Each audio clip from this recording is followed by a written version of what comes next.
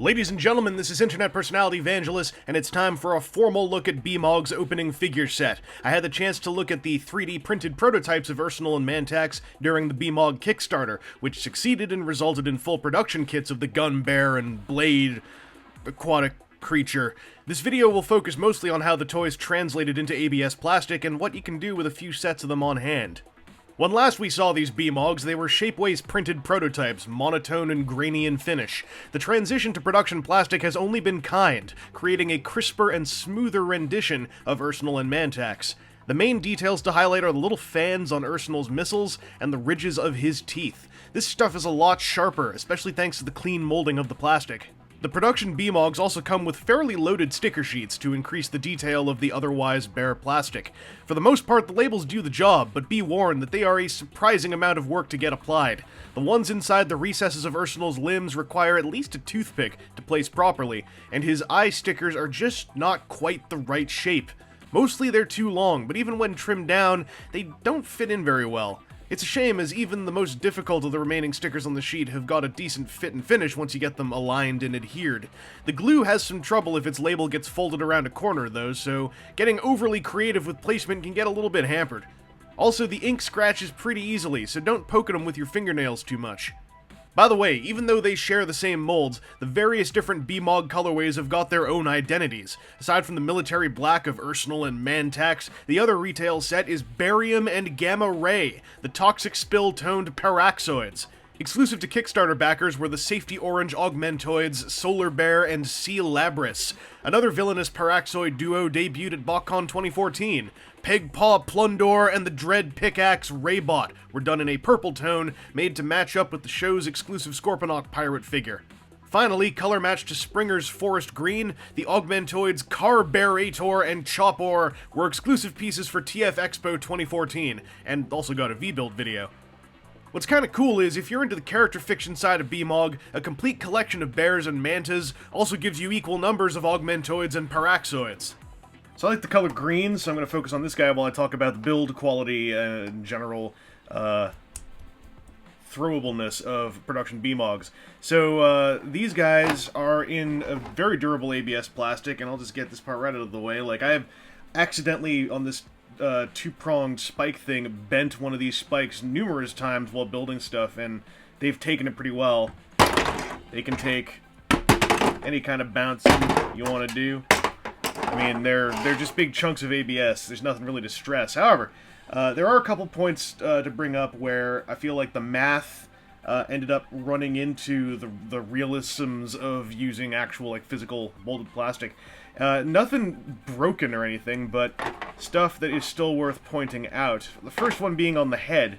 So, as I'm stripping this thing down, on the head of the bear, it's got a 5mm port running through its mouth, but that port is insanely tight on every single one I've used, and getting anything in there, like now, this kind of goes in, but say on this orange one that I haven't used very much, it's really hard to get anything in there, and getting anything in there also results in some very minor blemishing on the plastic.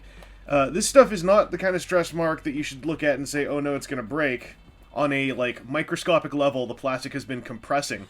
This is something that I've seen, you see it on a lot of toys, and it's nothing that is going to lead to a break.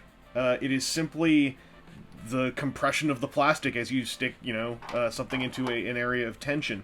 So I don't really mind it, but it's worth noting, like, this guy's jaw is super tight. Something that blemishes super fast is the hole on here. There, you can see a little bit of blemishing in here. And again, like I said, that thing's not going to crack open anytime soon. And I have been plugging these things in and out a whole lot. But that is something that you should, expect to see if you end up doing a whole lot of building with these. And honestly, they are like unpainted plastic with stickers on them. I don't think it's really that big a deal. The only other thing I really want to mention is on the hammer. There are peg holes on the hammer. And these peg holes have ended up being fairly loose compared to a lot of the other connections. Like, this goes in, like, smooth and tight, and increasingly tight as it goes in. Over here, it just kind of, like, slips on. And on some of these, depending on the pegs you're sticking in, like this one, for instance, this is super loose to the point where you can shake that off. So this hole is super tight. This hole is super not tight.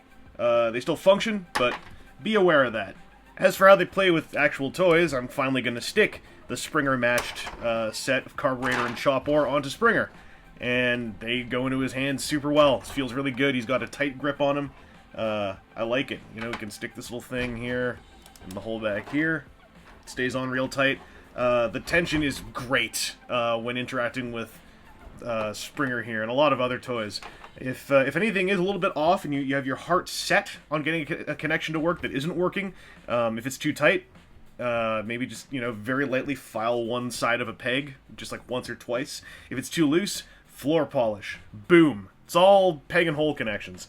So for the actual, like, baseline intended function of these things, does he have any other holes on him? Oh, there's one down here. Yeah, I can stick a rocket launcher on his butt. For the actual intended function of these things, I think they work real well. Pew, pew, pew. So back when I had the prototype, I made a build called Mega Mantax, and so I figured that the first thing I should do when I get production versions is remake Mega Mantax, and I did, and this is Mega Mantax. This is Mantax combined with some new evil Paraxoid black bear who looks a whole lot like Ursenal, but isn't. I gave him different stickers and everything. And, yeah, it looks pretty cool. And in order to, you know, face off against Mega Mantax, when I got Carburetor and Chop Ore, I tried building them into Colossal Carburetor, so these two can fly around in the sky and bang into each other, and woo!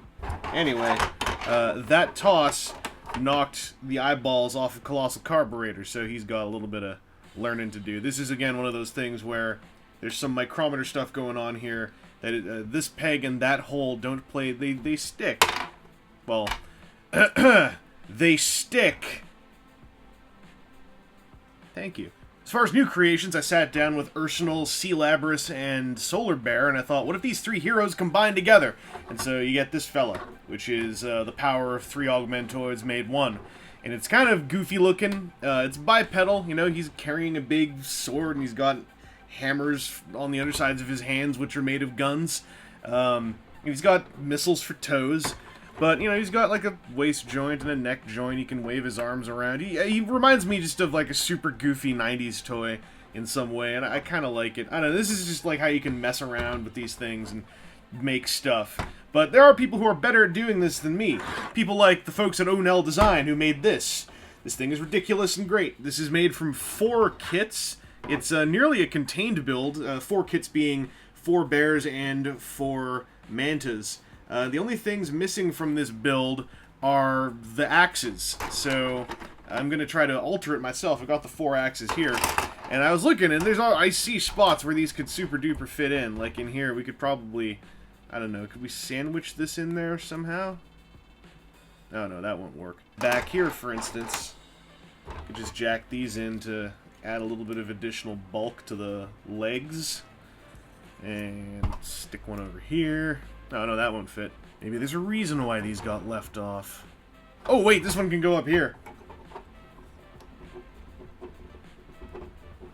That's one. You know, this dude could also just totally hold a couple of these as well, so maybe we'll just stick that in there, and we'll cram this one up in here. And we'll give him a little tail or something. Stick this one back here, where it can hang out and be discreet. Anyway, this mech design is super duper cool. And it's got some decent articulation, all things considered. Like, the legs can move forward and backwards, so can the shoulders. They can also move outwards here. And these axes are getting in. This is a bad idea. There is nowhere for these axes to easily go. Ursenal was right. There's also, like, I guess a knee joint here, and stuff like that. All these swivel connections can move around independently if you so choose. Although a lot of them are super interlocked. Getting this build together was tricky. I had to stare at the photos on the BMOG Tumblr for a while. But it's really heavy, though. Like, this thing is dense. And it's got a little spring in its step. Like, it still probably could, if you mess around with it too much, just kind of swivel itself apart. But conceptually, I think this really speaks highly to the buildability of these production BMOGs. But there's other stuff out there too, like you've got your Technosaurs, and you got your Scorpitrons, and, you know, you got your Smack Rabbits, the rabbit whose head is a hammer. Given the currently highly limited palette of, like, a bear and a Mantax thing, getting stuff together like this so far is a little bit of a war of attrition of, like, how much can I, like, just stack kits together on themselves, or, like, what shapes can I invent from what I've got. If BMOG can get a few more kits out, I think this build system could get a lot thicker and a lot creamier. But as it is, it's kind of a goofy, fun time thing. BMOG is the first successful toy Kickstarter I've received a final product from that wasn't done in Ursenal Designs PVC, and I feel like it turned out pretty well for their first outing. While some micrometer measurements on the peg holes of the hammer and bear head ended up a little out of whack, everything else is mathematically sound and feels solid. It's a shame the sticker sheets ended up more flawed than I'd expected. Hopefully that side of the production process can either be improved or left aside the next time around. There is an internal build system and standalone play with these toys if you dig the concept of animals and other things made entirely out of weapons, but the most important core concept is a success in that these initial BMOGs are customizable weapon packs for a very wide array of toys, past and present. The 5mm peg and port system has been around longer than many were aware, and I feel like it's having a bit of a renaissance in both mainstream and indie toy releases these days. The general upshot means that a BMOG kit gives you an effective whack of stuff to arm up a lot of action figures, particularly ones that are really lacking in the accessories department, like Takara Tomi's Age of Extinction Wheeljack. I might just be overly proud of the backpack I made for him, too. The aesthetics and ancillary play patterns are very much up to your own personal taste, but if you're in the market for heavily cross-compatible accessories with a decent touch of design flair, BMOG is worth your time. They've got their own storefront running on eCrater and are also available over on BBTS. Anyway, this has been Internet Personality Vangelus, and all I've got left to say here is, I need Chainbill Splatterpuss to come to fruition. I need him to become a reality. He's a platypus made of chainsaws.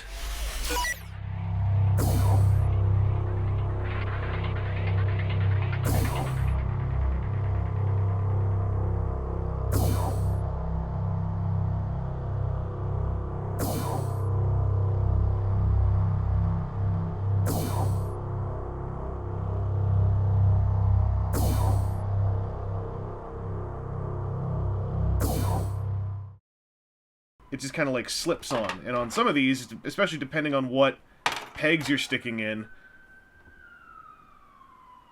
Is that the BMOG police? Depending on the pegs you're sticking in,